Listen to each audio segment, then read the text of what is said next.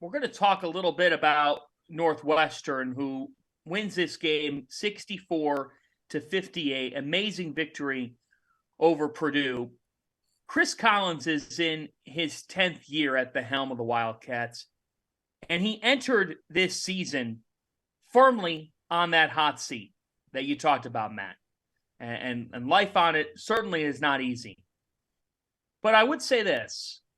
Northwestern, for all intents and purposes, just booked their second all-time trip to the NCAA tournament.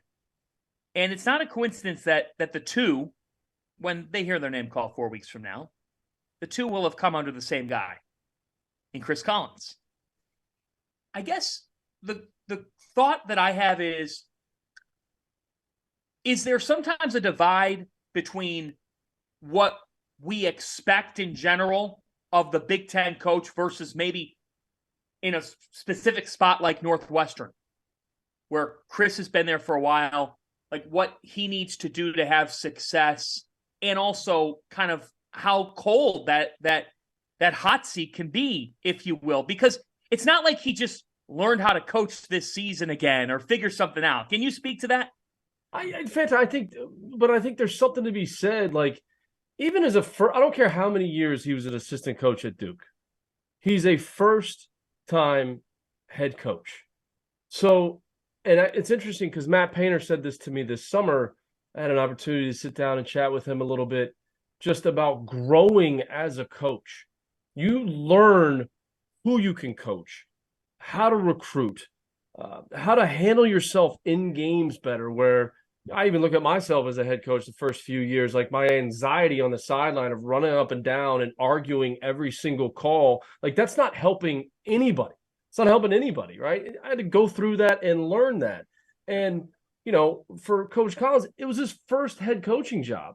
Oh, by the way, you know, in one of the best leagues in the country.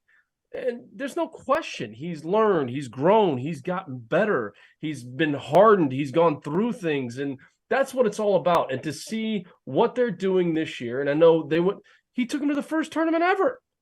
So, like you said, he knows how to coach, but there's other things in terms of your team's culture, managing a staff, you know, all those types of things that you got to get better at to have success. And you've got to have the right people around you to have success. And that's what he's doing.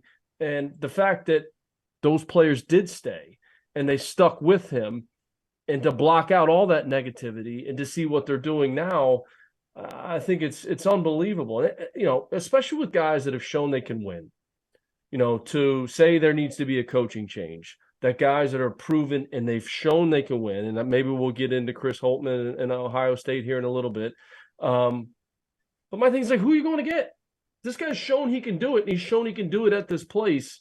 And just to make a change, doesn't make a lot of sense when the guy is learning and growing and he's sitting right there and he's got his team in an unbelievable position. They're second in the conference right now. They're going to the NCAA tournament. And who knows what's going to happen these next 5 games, right? Purdue's shown they can be beaten. Don't count Northwestern out to win a title.